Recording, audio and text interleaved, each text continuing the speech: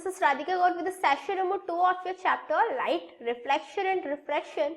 And in this session we are here going to discuss about spherical mirrors. So guys, session number 1 में हमने discuss करा था about plane mirrors, right? वहाँ पे जब हमने डिस्कस कर रहे थे तो हमने डिस्कस ये भी करा था प्लेन मिरर्स क्या होते हैं, कैसे वहाँ पे इमेज का फॉर्मेशन होता है. अलॉन्ग विद दैट हमने प्लेन मिरर्स के यूजेस के बारे में भी स्टडी कर लिया. बट अब बात आती है जो स्फेरिकल मिरर्स हैं वो क्या होते हैं, उनके कितने टाइप्स होते हैं, कहाँ उनका हम यूज करते हैं, और ये सब अभी हम इस सेशन में डिस्कस करने जा रहे हैं.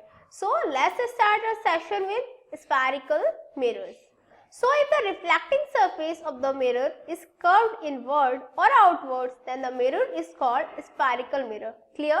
यदि reflecting surface जो होता है मिरर का वो या तो inward direction में curved हो या फिर outward direction में curved हो.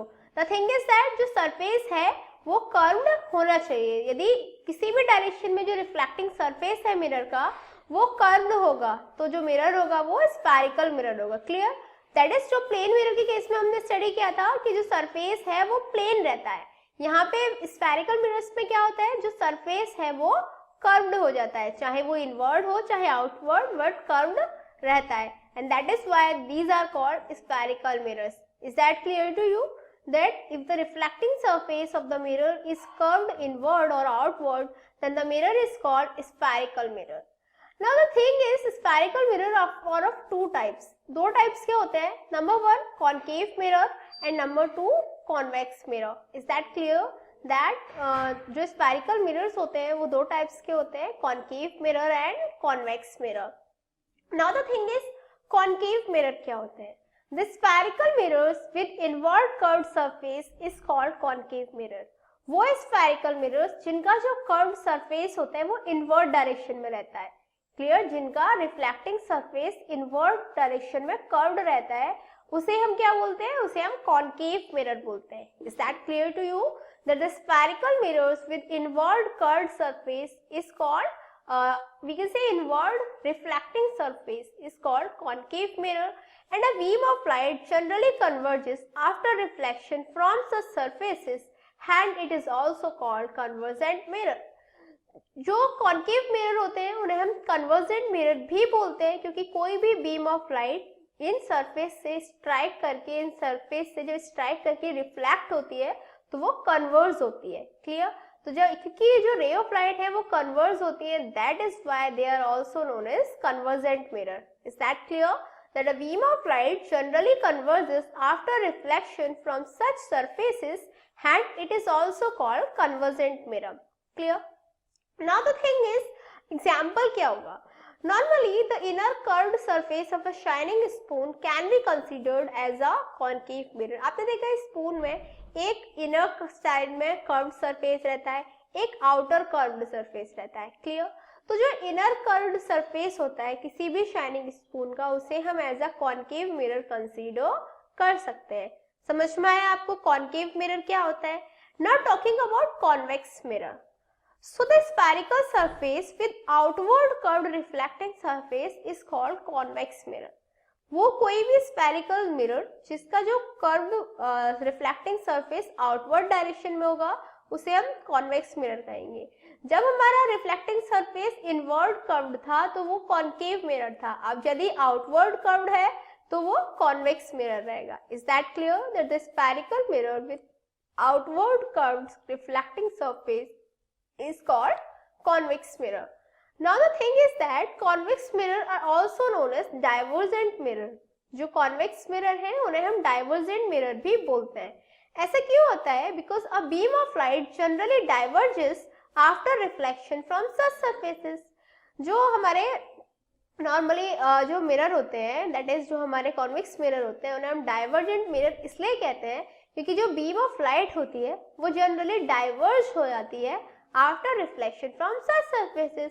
ऐसे सरफेसेस से रिफ्लेक्ट होने के बाद जो बीम ऑफ लाइट है वो डाइवर्ज हो जाती है. दैट इज द रीजन हम कॉन्वेक्स मिरर्स को डाइवर्जेंट मिरर भी बोलते हैं. Clear? I repeat that a beam of light generally diverges from a reflection after reflection from such surfaces and hence it is also called divergent mirror. Now the thing is that जब भी हमने discuss कर लिया divergent mirror के बारे में, मैंने आपको स्टडी कराया, तो अब बात आती है एग्जाम्पल क्या होगा. So the outer curved surface of a shining spoon can be treated as convex mirror. जो आउटर कर्व्ड सरफेस रहता है किसी भी शाइनिंग स्पून का, उसे हम कॉन्वेक्स मिरर कह सकते हैं. जो इनवर्ड कर्व्ड सरफेस होता है स्पून का, that can be considered as concave mirror, while the outward curved surface of a shining spoon can be treated as a convex mirror. आपको समझ में आ गया? सिंपल सी बात है. यदि आपको कॉन्केव मिरर कॉन्वेक्स मिरर में डिफरेंशिएट करना है, आप अपनी स्पून लीजिए. स्पून में जो इनर कर्व्ड सरफेस वाला एरिया होता है वो कॉन्केव मिरर की तरह होता है, और जो आउटर कर्व्ड सरफेस होता है that is like convex mirror. Is that clear to you? यहाँ पे आप देख सकते हो ये inner I mean to say inward curved है, दैट इज द रीजन ये कॉन्केव मिरर है. ये आउटवर्ड कर्व्ड है, दैट इज ये कॉन्वेक्स मिरर है. स्पून को आपने ऐसे रखा, इनर कर्व्ड रिफ्लेक्टिंग सरफेस है, तो जो इनवर्ड एरिया है उसको आप कॉन्केव मिरर बोलेंगे, और जो स्पून के पीछे वाला पार्ट है दैट इज जो आउटवर्ड कर्व्ड एरिया है, that is like convex mirror. तो समझ में आया आपको कॉन्केव मिरर और कॉन्वेक्स मिरर में डिफरेंस क्या होता है concave mirror and convex mirror. अब बात आती है कुछ ऐसे terms related to the mirrors जो हमें ऑब्वियसली पता होने चाहिए. आफ्टर दैट ही हम इस चैप्टर को इजीली और क्लियरली समझ पाएंगे. तो सबसे पहला टर्म आता है हमारा centre of curvature. Centre of curvature क्या होता है? Center of curvature of a spherical mirror is the center of the imaginary sphere of which mirror is a part of. जो सेंटर ऑफ कर्वेचर होता है किसी भी स्फेरिकल मिरर का, वो इमेजिनरी सरफेस स्फीयर का सेंटर होता है जिससे हमने मिरर का पार्ट किया, दैट इज जिससे हमने मिरर को कट किया है. सिंपली जब हम मिरर की बात करते हैं तो एक स्फीयर लेते हैं, उसको बीच से हम कट करते हैं. जब उसे कट करते हैं तभी हमारे एक मिरर का फॉर्मेशन होता है. तो वो जो स्फीयर जिससे हमने मिरर को कट किया है, क्लियर, उसका जो सेंटर है वही जो मिरर है उसका सेंटर रहता है. Clear? Also in case of concave mirror the centre of curvature lies in front of it, while in case of convex mirror the center of curvature lies behind it. Concave mirror के case में जो centre of curvature होता है हमेशा उसके सामने होता है. क्लियर? उसके सामने लाई करता है. जबकि जो कॉन्वेक्स मिरर है उसके केस में जो सेंटर ऑफ कर्वेचर है हमेशा उसके पीछे प्रेजेंट रहता है. Is that clear to you? Next आता है हमारा term radius of curvature. Radius of curvature क्या होता है? Radius of curvature of a spherical mirror is the radius of imaginary sphere of which mirror is a part. Radius of curvature क्या होता है? Radius of curvature भी वही होता है, उसी imaginary sphere की radius जिससे हमने mirror को part किया है. Clear? That radius of curvature of a spherical mirror is the radius of imaginary sphere of which mirror is a part. Clear? इसके बाद हमारा टर्म आता है पोल. पोल क्या होता है? Pole of the spherical mirror is the midpoint of its reflecting surface. जो पोल होता है किसी भी स्फेरिकल मिरर का वो क्या होता है? किसी भी रिफ्लेक्टिंग सरफेस का जो मिड पॉइंट होता है उसे हम पोल कहते हैं. Is that clear? That is जो स्फेरिकल मिरर है उसका जो मिड पॉइंट होगा, दैट इज जो उसके रिफ्लेक्टिंग सरफेस है उसका जो मिड पॉइंट होगा that will be known as the pole. तो simply pole of the spherical mirror is the mid point of its reflecting surface. Now the thing is, what is principal axis? Principal axis क्या होती है? Principal axis of a spherical mirror is the line joining the pole and the center of curvature. Principal axis जो होती है किसी भी spherical mirror की एक वो लाइन होती है जो पोल को और center of curvature को join करती है. Clear? That is center of curvature से हम पोल तक कोई एक लाइन ड्रॉ कर दें तो वो जो लाइन होगी that will call the principal axis. Is that clear? So the next thing is that जो एपर्चर होता है वो क्या होता है?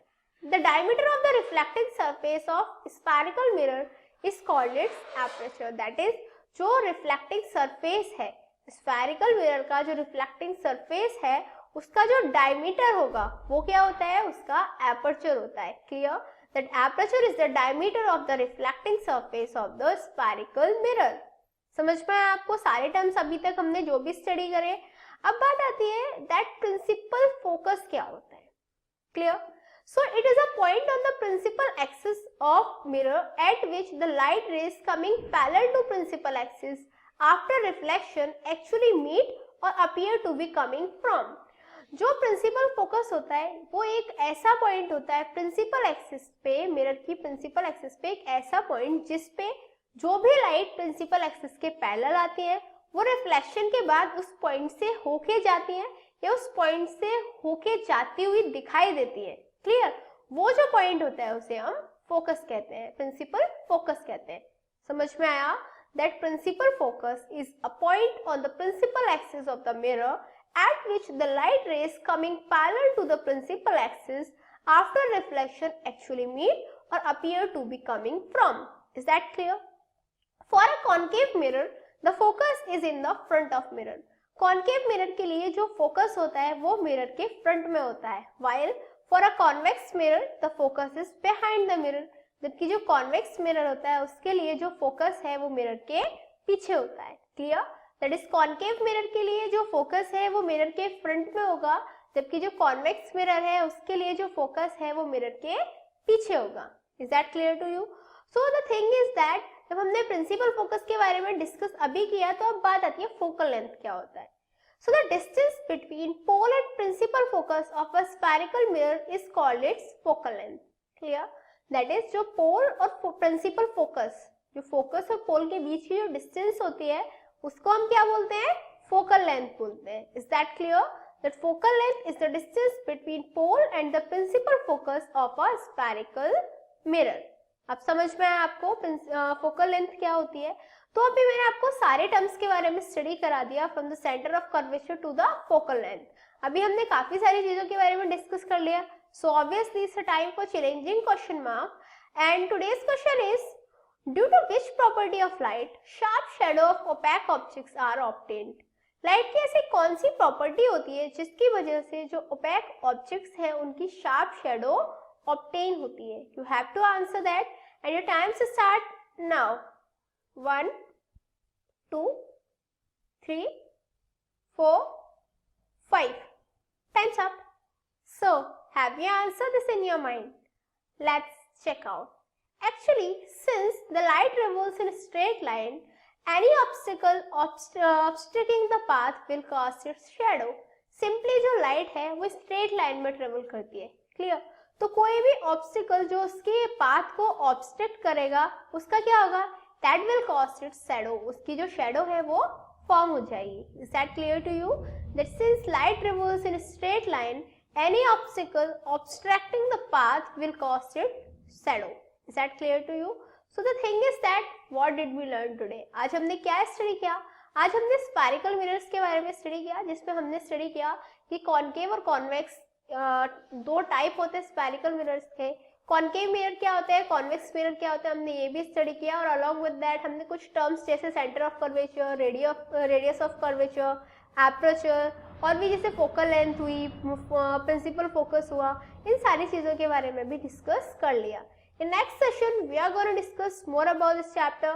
Till then, good luck.